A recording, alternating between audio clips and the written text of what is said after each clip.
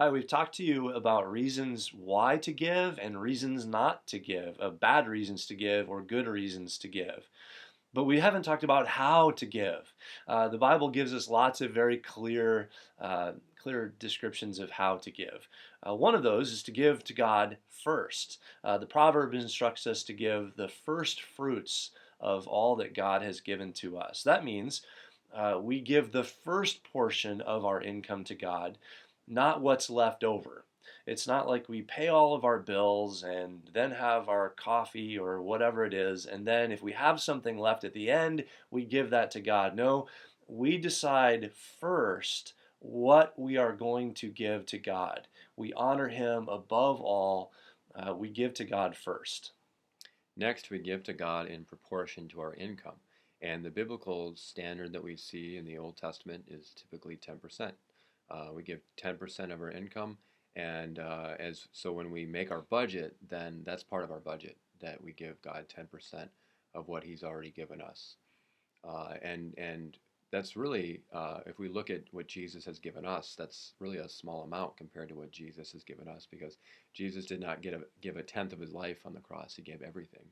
And so we simply respond by giving a tenth of all that we receive from God. The scriptures also show us that we give by giving regularly.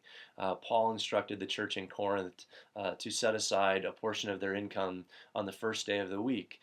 It was a part of their regular act of worship. As they gathered together with other of God's people, they would regularly give back to God. It's part of worship. So we give regularly. We also give cheerfully, and there's great joy in giving, really great joy in giving, because when we give, we're entrusting everything to God, and we're rejoicing with the good things that He's doing in His kingdom, and our resources go towards that. And they have eternal significance, and so we rejoice, we're cheerful as we give to God.